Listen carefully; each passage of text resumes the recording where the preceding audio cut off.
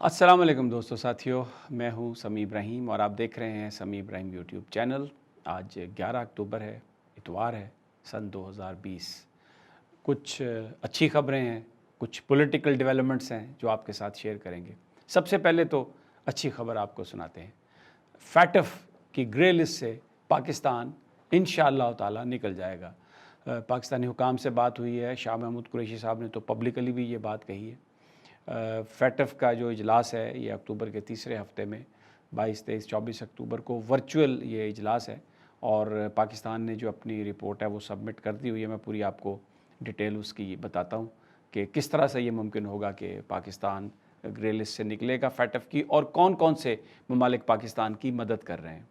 دوسرا بڑا امپورٹنٹ جو ایشو تھا کہ مسلم لیگ نون کی لیڈرشپ کے خلاف غداری کا مقدمہ تھا، اب صرف نواز شریف صاحب کے خلاف غداری کا مقدمہ رہ گیا۔ باقی جو نون لیگ کی لیڈرشپ ہے ان سب کو، جو جوائنٹ انویسٹیگیشن ٹیم بنائی گئی تھی لاہور پولیس کی، انہوں نے ان کو نکال دیا ہے، اور یہ کہا ہے، پرچے میں سے نکال دیا ہے کہ یہ جو ساری جو لیڈرشپ تھی، انہوں نے کوئی اس تقریر کو یا ان خیالات کو اس طریقے سے انڈورس نہیں کیا کہ ان کے خلاف بغاوت کا پرچہ کیا جائے۔ کیوں یہ سب کچھ ہوا؟ کس کے کہنے پر یہ ہو رہا ہے؟ کیوں گورنمنٹ نے جو باقی نون لیگ کی لیڈرشپ ہے اس کا نام نکال دیا، ایون مریم نواز صاحبہ کا نام بھی نکال دیا، اور اب صرف نواز شریف صاحب کے خلاف یہ مقدمہ ہے۔ بڑی یہ امپورٹنٹ ایک ڈیولپمنٹ ہے۔ میں اس کو آپ کی تفصیل بتاؤں گا کہ گورنمنٹ اس سے حاصل کیا کرنا چاہ رہی ہے، اور نون لیگی قائدین نے کیا میسج پہنچایا طاقتور لوگوں کو اور حکومت کو، جو بیہائنڈ دا سین جو نیگوسیشنز تھی، کہ جس کی بنا پر یہ بڑا فیصلہ لیا گیا، اور پھر یہ لوگ آگے آنے والے دنوں میں کیا کرنے جا رہے ہیں۔ اس کے علاوہ ایک اور کنٹروورسی، اس میں خواجہ آصف صاحب اور فواد چودھری صاحب آمنے سامنے آ گئے، اور لگ ایسا رہا ہے کہ جو جن دنوں فواد چودھری صاحب کا جو جھگڑا تھا تحریک انصاف کے چیئرمین اور پرائم منسٹر عمران خان کے ساتھ، جب ان سے وزارت اطلاعات لی گئی تھی اور تھوڑا کچھ ایشوز پر ان کو ڈانٹ پرائم منسٹر کی 3-4 دفعہ زیادہ پڑی، تو انہوں نے شاید فون کیا لنڈن اور کہا کہ میرے پاس 10 سے 12 MNAs ہیں، تو آپ کچھ کریں تاکہ ہم آپ کے ساتھ ہم مل کر کام کرنے کے لیے تیار ہیں۔ اور یہ ان دنوں کی بات ہے جب جہانگیر ترین صاحب کا معاملہ ذرا ہاٹ ہوا تھا، اور جو ان کے ساتھی تھے وہ ایک طرح سے بلیک میلنگ پالیٹکس کر رہے تھے۔ شاید یہ تحریک انصاف کو چھوڑ کر نون لیگ کی طرف تو نہ جاتے، لیکن وہ چاہتے یہ تھے کہ عمران خان صاحب کو یہ اطلاع ملے، اور پھر وہ جو بھی ایک کابینہ سے جو بہت سارے لوگوں کو نکالے جانے کا خوف تھا وہ ختم ہو۔ تو پھر ایسا ہی ہوا، کچھ زیادہ رد و بدل نہیں ہوا کابینہ میں، اور وہ پرپس پورا ہو گیا۔ لیکن بہرحال خواجہ آصف صاحب نے یہ بھانڈا پھوڑ دیا ہے، اور انہوں نے کہا ہے کہ ذرا اس وزیر کا نام بتا دیں، جس پہ پھر فوری طور پر فواد چودھری صاحب نے ٹویٹ کیا اور کہا کہ مجھے تو نہیں پتا کس نے فون کیا تھا، لیکن مجھے یہ پتا ہے کہ GHQ فون کر کے کس نے کہا کہ مجھے الیکشن جتوا دیں، اور پھر خواجہ آصف صاحب تو الیکشن جیت گئے۔ اب ایک بڑا سوال یہ ہے کہ کیا پھر فواد چودھری صاحب یہ الزام GHQ پہ لگا رہے ہیں کہ الیکشن مینیپولیٹڈ تھا؟ اور اگر یہ بات صحیح ہے کہ خواجہ آصف صاحب نے فون کیا اور وہ ہارا ہوا الیکشن جیت گئے، بڑا سنگین الزام لگایا یہ فواد چودھری نے، بڑی ارسپانسبل گفتگو کی، اور شروع سے ہی میرا یہ پوائنٹ آف ویو ہے جس کی بنا پر انہوں نے مجھ پر حملہ بھی کیا، کہ وہ بہت ہی غیر ذمہ دارانہ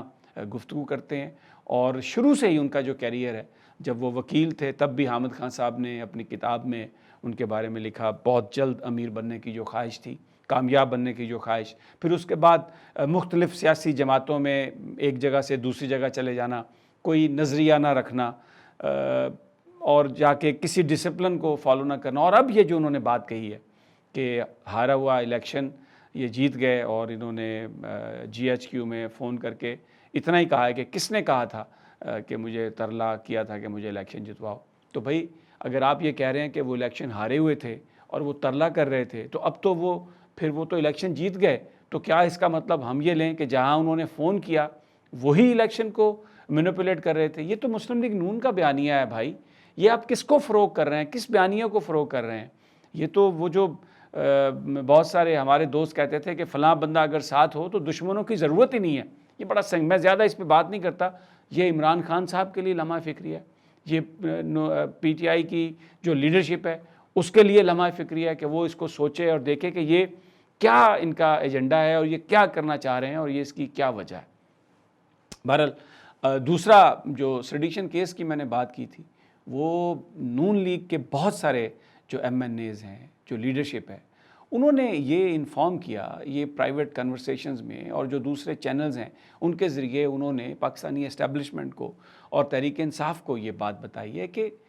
نواز شریف صاحب کا جو بیانیہ ہے ہم اس سے متفق نہیں ہیں. پاکستان میں, پنجاب میں کسی بھی طرح یہ ممکن نہیں ہے کہ پاکستان کی فوج اسٹیبلشمنٹ کے خلاف کوئی بیانیہ دیا جائے, بنایا جائے اور پھر اس پر الیکشن لڑا جائے اور یہ تصور کیا جائے کہ وہ بڑا پاپولر بیانیہ ہوگا. پاکستان کی فوج جو ہے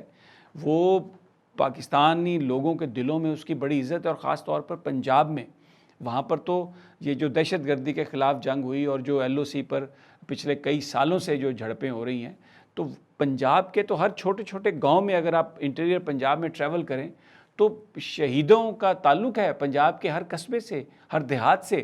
اگر آپ جی ٹی روڈ پر جا رہے ہیں تو آپ کو سائن بورڈ نظر آئیں گے, جس بھی قصبے سے آپ گزریں گے تو ان لوگوں نے وہاں کے شہید کی تصویر لگائی ہوئی ہے. They are proud of it. تو یہ کیسے ممکن ہے کہ ان علاقوں میں جہاں پاکستانی فوج کی اتنی عزت ہے, اور وہ فوج جو پاکستانی لوگوں کے دلوں میں, اور کل بالکل رائٹلی پوائنٹ آؤٹ کیا تھا جنرل قمر جاوید باجوہ نے کہ پاکستانی عوام کے دل بہت کشادہ ہیں, پاکستانی فوج کے لیے محبت سے لبریز ہیں, بھرے ہوئے ہیں, کیونکہ پاکستان کی فوج نے قربانیاں دے کر وطن عزیز کے لیے, مادر وطن کے لیے, اپنے اس زمین کے لیے انہوں نے قربانیاں دی ہیں, خون بہایا ہے, اور اس کے نتیجے میں یہ جو ایک اعتماد کا رشتہ پاکستانی قوم کے ساتھ بنا ہے. تو وہ یہ کمیونیکیٹ کیا بہت سارے لوگوں نے کہ اگر آپ نے یہ 40 41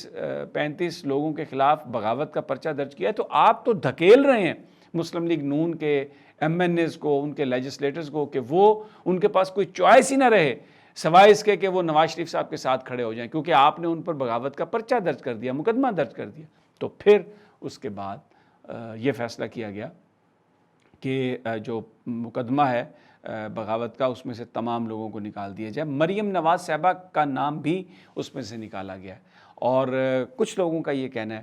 کہ کنسلٹیشن ہو رہی ہے, اور بیسیکلی یہ تو بالکل واضح کر دیا زبیر صاحب کو پاکستان کی اسٹیبلشمنٹ نے کہ نواز شریف صاحب کا کوئی رول نہیں ہے. تو ان کی یہ خواہش تھی کہ وہ مریم صاحبہ کے لیے کوئی رول بنائیں. تو جو رول بتایا جا رہا ہے کہ مریم صاحبہ کا کوئی رول ہو سکتا ہے, تو وہ یہ کہا گیا ہے کہ آپ شہباز صاحب کو مرکزی کردار دیں, وہ نون لیگ کو لیڈ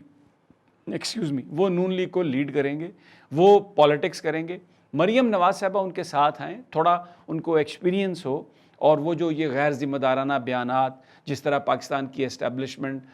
کے خلاف انہوں نے جو نازیبا زبان استعمال کی ہے, شاید بہت ینگ ہے, اور پھر جن لوگوں کے زیر اثر ہیں, پرویز رشید صاحب ہیں, عرفان صدیقی صاحب ہیں, اور بہت سارے لوگ ہیں جو جنہوں نے ان کو ٹریننگ دی ہے, اور وہ جو لفاظی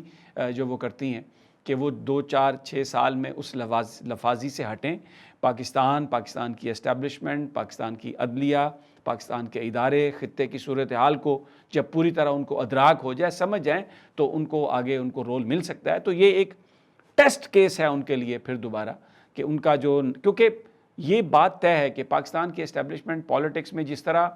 عمران خان صاحب کی جو منتخب حکومت ہے اس کو نہیں ڈی اسٹیبلائز کرنا چاہتی, اسی طرح جو اپوزیشن کا جو پیرافینیلیا ہے, جو ان کا آپریٹس ہے, جو جماعت جہاں پر موجود ہے, جو لیڈرشپ ہے, اس کو پاکستان کی فوج ڈسٹرب کرنا نہیں چاہتی. یہ بار بار یہ بتانے کی کوشش کی گئی ہے, لیکن کیونکہ نواز شریف صاحب سپریم کورٹ سے نااہل ہو گئے, تو انہوں نے یہ کہا کہ اگر میں نہیں ہوں تو بس پھر تو کچھ نہیں ہے. جمہوریت وہ تو کہتے ہیں کہ میرا ہی نام ہے, میں ہی آؤں تو مسلم لیگ نون اس میں پارٹیسپیٹ کرے گی. تو وہ کسی بھی متبادل کو ماننے کے لیے تیار نہیں ہو رہے تھے, جس کی وجہ سے یہ سب کچھ ہوا. سپریم کورٹ کا فیصلہ ہے, فوج نے کہا کہ ہم تو اس کو نہیں بدل سکتے, اگر بدلنا ہے تو وہ کورٹ ہی بدلے گی, یا پھر جو پولیٹیکل ایشوز ہیں یا قانون میں کوئی اگر تبدیلی ہے تو وہ پاکستان کی پارلیمنٹ کر سکتی ہے. تو یہ ویری انٹرسٹنگ ٹو سی کہ اب اگلے آنے والے دنوں میں کون سا نون لیگی جو ہے وہ اس بیانیے سے, نواز شریف کے بیانیے سے ہٹتا ہے. مریم نواز صاحبہ کو بھی ایک دفعہ پھر موقع دیا گیا, اور ہو سکتا ہے کہ ایون نواز شریف صاحب بھی اپنی لینگویج پر تھوڑا اس کو ریکنسیڈر کریں. مولانا فضل الرحمان کے حوالے سے کوئی پریشانی نہیں ہے. مولانا فضل الرحمان کوئی ان کو صرف غصہ ہے, وہ کوئی بغاوت میں نہیں ہے. تو فیٹف کے حوالے سے یہ بڑی ایک کامیابی ہو رہی ہے. وزیر خارجہ شاہ محمود قریشی نے جو بات کہی تھی, اس کو نا آپ فیٹف والے پورے کو لگا دینا, ٹھیک ہے نا. اب میں میں آ جاتا ہوں. اب جو امپورٹنٹ بات ہے, کیونکہ ویڈیو بھی خاصی لمبی ہو رہی ہے, فیٹف کے حوالے سے جو اچھی خبر ہے, پاکستان گرے لسٹ سے نکل رہا ہے. کیونکہ پاکستان نے جو 27 جو پوائنٹس تھے جو فیٹف نے کہا تھا جن پر امپرومنٹ کی ضرورت ہے, ان میں سب سے اہم بات تھی جو اینٹائی منی لانڈرنگ لیجسلیشن ہے, وہ گورنمنٹ آف پاکستان نے کی. پاکستان نے 2018 سے 2020 تک کی ساری جو رپورٹ ہے وہ بھی فیٹف کو سبمٹ کرا دی, اور ان کی جو ورچوئل جو کمیٹی کا فیٹف کا جو اجلاس ہے وہ یہ 23-24 اکتوبر کو ہو رہا ہے. اور اس سے لابنگ بھی اس سے پہلے کی گئی ہے. شاہ محمود قریشی صاحب نے مختلف وزرائے خارجہ سے گفتگو کی, اور سب سے ان کی جو اہم گفتگو 2 دن پہلے تھی وہ سعودی وزیر خارجہ سے تھی. سعودی عرب نے پھر پاکستان کو اپنی حمایت کا یقین دلایا فیٹف میں, اور کوشش کریں گے پاکستان کے ساتھ مل کر کہ وہ گرے لسٹ سے نکل جائیں. اس کے علاوہ جو ڈونلڈ ٹرمپ کی طرف سے جو ایک ریکویسٹ آئی تھی کہ پاکستان ذرا تھوڑا جلدی کرے افغان پیس پروسیس, طالبان پر اپنا انفلوئنس کرے استعمال, اور یہ اگر جلد کوئی ایگریمنٹ ہو جائے تو پھر ٹرمپ الیکشن سے پہلے اپنی قوم کو یہ بتانا چاہتے ہیں کہ دیکھیں یہ تاریخ ہے, اور میں نے جو ساری فوج ہے افغانستان سے امریکہ کی اس کو نکال لی, اور میں نے اپنا وعدہ پورا کر دیا. تو اس میں پاکستان کے حکام نے بھی اس خواہش کا اظہار کیا ہے کہ کیونکہ فیٹف کے حوالے سے جو بھی ریکوائرمنٹ تھی وہ ہم نے پوری کر دی ہے. اب جو قانون سازی ہوئی ہے اس میں 10 کروڑ روپے تک کا نقصان یعنی جرمانہ ہوگا اس کمپنی کو جس پر منی لانڈرنگ کا الزام ثابت ہو جائے, اور پھر خاص طور پر ان کے جو ریگولیٹر جو ہیں وہ اس کمپنی کے CEO اور دوسرے عہدیداران کے خلاف باقاعدہ طور پر کارروائی کر سکیں گے. اور پھر اس کے علاوہ اور بھی اسٹیٹ بینک نے قوانین جاری رولز بنائے ہیں جس کے تحت جو فورن کرنسی اکاؤنٹس ہیں وہ پاکستان سے باہر جس طرح سے لوگ پاکستانی آپریٹ کرتے تھے اب وہ نہیں ہو سکیں گے. جو باہر سے ریمیٹنسز آ رہی ہیں وہ بھی پاکستانی کرنسی میں وہ کریڈٹ ہوں گی. تو 27 میں سے 21 پر تو مکمل طور پر پاکستان نے عمل درآمد کر دیا ہے, اپنی رپورٹ میں بتایا. اور ان آفیشلی فیٹف کے جو حکام ہیں انہوں نے جو کمیونیکیٹ کیا ہے پاکستان کو, اس میں یہ اندیا دیا ہے کہ وہ اس پاکستان کو گرے لسٹ سے نکال دیں گے. بہرحال یہ پولیٹکس ہے, یہ ایک پولیٹیکل باڈی ہے, امریکہ اور بھارت ان کا ایک بڑا اس میں رول ہے. پاکستان کی فوج اور ISI کے خلاف ہیں وہ سب, کیونکہ پاکستان کی سول اور ملٹری جو اس وقت ہماری اسٹیبلشمنٹ ہے ایک پیج پہ ہیں, انڈین ہیجمنی ماننے کے لیے تیار نہیں ہے, CPAC پر کسی طرح کا کمپرومائز کرنے کے لیے تیار نہیں ہے. فیٹف کے لیے جتنا کام پاکستان نے کیا ہے وہ تو پچھلے ہی اجلاس میں پاکستان کو گرے لسٹ سے نکل جانا چاہیے تھا. لیکن بہرحال یہ پولیٹکس ہے, اب دیکھنا یہ ہے کہ یہ فورم کیا فیصلہ کرتا ہے. لیکن جو ریکوائرمنٹ تھی وہ پاکستان نے پوری کر دی ہے. پاکستان کے دوست ممالک نے پاکستان کو یقین دلایا کہ وہ اس اجلاس میں یہ اس پر ووٹ دیں گے, اس پر زور دیں گے, پاکستان کے اس موقف کی حمایت کریں گے کہ اب اس کا نام گرے لسٹ سے نکل جانا چاہیے. اور اگر انشاءاللہ گرے لسٹ سے پاکستان کا نام نکلتا ہے تو ایک بڑی میسو اور ایک بڑی انویسٹمنٹ پاکستان میں آئے گی, کیونکہ بڑے جو ملٹی نیشنلز ہیں اگر پاکستان فیٹف گرے لسٹ میں ہے تو وہ گھبرائیں گے, وہ یہاں پر آ کر انویسٹمنٹ نہیں کریں گے. بہرحال اب شاہ محمود قریشی صاحب بھی کہہ رہے ہیں, جن حکام سے پاکستانی حکام سے میری بات ہوئی ہے وہ بھی بڑے پر امید ہیں کہ شرائط پوری ہو گئی ہیں. لیٹس سی کیا ہوتا ہے. تو دوستو انشاءاللہ اس حوالے سے اچھی خبریں آئیں گی. مجھے اب اجازت دیجیے اپنی میری اگلی ویڈیو تک, اور اس حوالے سے اور دیگر جو معاملات ہیں جو بھی اپڈیٹ آئے گی آپ کے ساتھ شیئر کریں گے. انشاءاللہ جلد ملاقات ہوگی. اللہ نگہبان.